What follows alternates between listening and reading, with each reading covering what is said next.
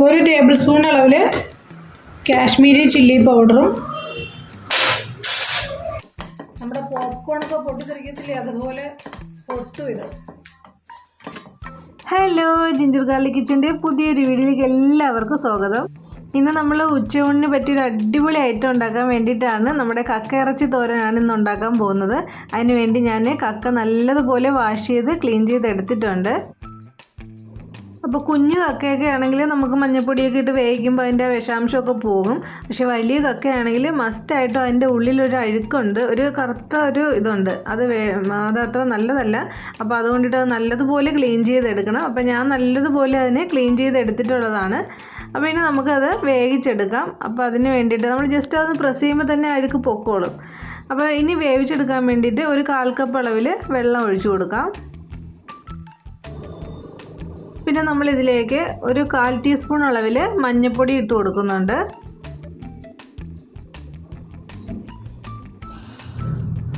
കുറച്ച് കറിവേപ്പിലയും കൂടെ ആഡ് ചെയ്ത് കൊടുക്കാം. പിന്നെ ആവശ്യത്തിന് ഒരു 1/4 ടീസ്പൂൺ അളവിൽ ഉപ്പാണ് ഞാനിപ്പോൾ ഇട്ട് കൊടുത്തിരിക്കുന്നത്.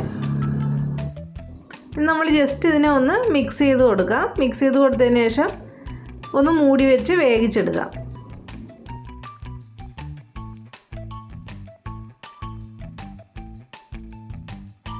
അപ്പോൾ നമ്മുടെ കക്ക വെന്ത് വരുന്ന സമയത്ത് നമുക്ക് അതിൻ്റെ അരപ്പ് റെഡിയാക്കി എടുക്കാം. അതിന് വേണ്ടിയിട്ട് മിക്സിയുടെ ജാറിലേക്ക് ഞാനിപ്പോൾ 3 കൈപ്പിടി അളവിന് തേങ്ങാപ്പീര ഇട്ട് കൊടുക്കുന്നുണ്ട്. അപ്പോൾ നിങ്ങൾ കക്ക എടുക്കുന്ന എത്രയാണോ അതനുസരിച്ചുള്ള പീര ഇട്ട് കൊടുക്കാം.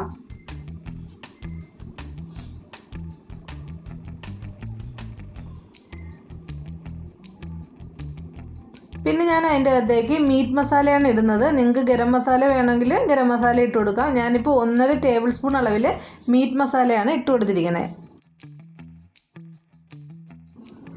പിന്നെ നമ്മൾ ഇതിൻ്റെ അകത്തേക്ക് 1.5 ടേബിൾ സ്പൂൺ അളവിൽ തന്നെ മല്ലിപ്പൊടി ഇട്ട് കൊടുക്കുന്നുണ്ട്.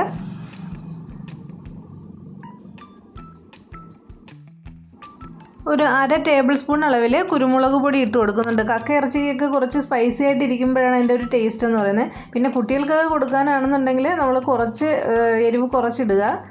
പിന്നെ ഞാൻ 1 ടേബിൾ സ്പൂൺ അളവിൽ കാശ്മീരി ചില്ലി പൗഡറും കൂടി ഇട്ട് കൊടുക്കുന്നുണ്ട്. പിന്നെ നമ്മൾ ഇതിലേക്ക് ഒരു 1/4 ടീസ്പൂൺ അളവിൽ മഞ്ഞൾപ്പൊടിയും കൂടി ഇട്ട് കൊടുക്കുന്നുണ്ട്.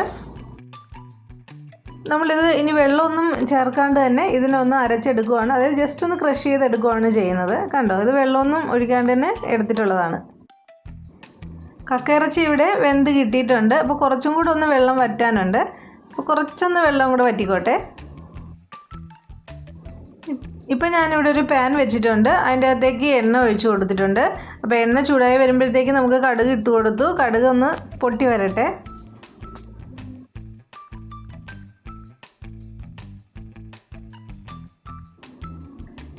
അപ്പോൾ നമ്മുടെ കടുക് പൊട്ടി വന്നിട്ടുണ്ട്. ഇനിയിപ്പോൾ 1 ടേബിൾ സ്പൂൺ അളവിൽ ഇഞ്ചി ചെറുതായിട്ട് കട്ട് ചെയ്ത് വെച്ചിരിക്കുന്നതാണ്. അപ്പോൾ അതൊന്ന് ഇട്ട് കൊടുത്തിട്ട് അതിനൊന്ന് മൂപ്പിച്ചെടുക്കുക.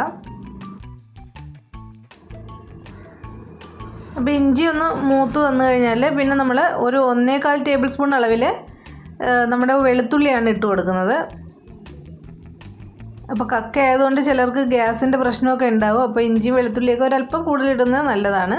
പിന്നെ ആവശ്യത്തിന് കറിവേപ്പിലയും കൂടി ഇട്ട് കൊടുക്കാം.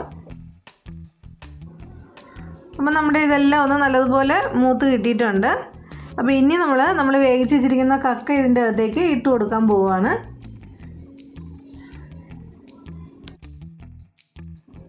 അപ്പോൾ പ്രത്യേകം ശ്രദ്ധിക്കുക, കക്ക ഇട്ട് കൊടുക്കുന്ന സമയത്ത് ഒരല്പം ഡിസ്റ്റൻസ് ഇട്ടിട്ട് നിൽക്കുന്നതാണ് നല്ലത്. ഞാൻ എൻ്റെ സേഫ്റ്റിക്ക് വേണ്ടിയിട്ട് ഒന്ന് മൂടി വെച്ചിട്ടാണ് അതിനെ ഒന്ന് ഫ്രൈ ആക്കി എടുക്കുന്നത്. അപ്പോൾ ഇടയ്ക്ക് മാത്രം നമ്മളൊന്ന് തുറന്ന് ജസ്റ്റ് ഇങ്ങനെ ഒന്ന് തുറന്നു കൊടുക്കുക. അതിനെ അതായത് ഒന്ന് ഇളക്കി കൊടുക്കുക.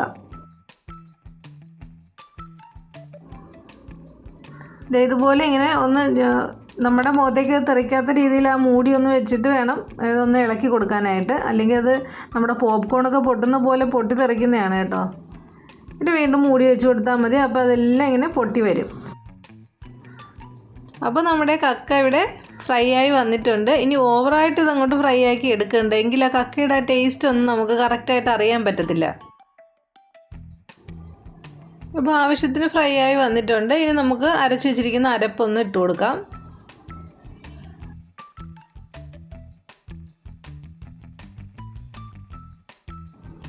അപ്പോൾ അരപ്പ് ഫുള്ള് ഇട്ട് കൊടുത്തിട്ടുണ്ട്. ഇനി നമുക്ക് നല്ലതുപോലെ ഇതിനെ ഒന്ന് മിക്സ് ചെയ്ത് എടുക്കണം. അരപ്പും കക്കയെല്ലാം കൂടെ നല്ലതുപോലെ മിക്സ് ചെയ്തെടുക്കുക. ഈ സമയത്ത് ഉപ്പൊന്ന് നോക്കുക. ഉപ്പ് കുറവാണെന്നുണ്ടെങ്കിൽ ഉപ്പ് ആഡ് ചെയ്ത് കൊടുക്കണം കേട്ടോ.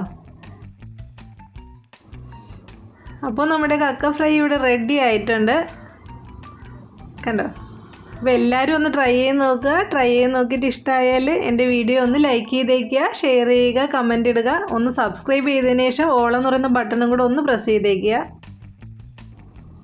അപ്പോൾ നമ്മുടെ ഇന്നത്തെ വീഡിയോ ഇത്രയേ ഉള്ളൂ. താങ്ക്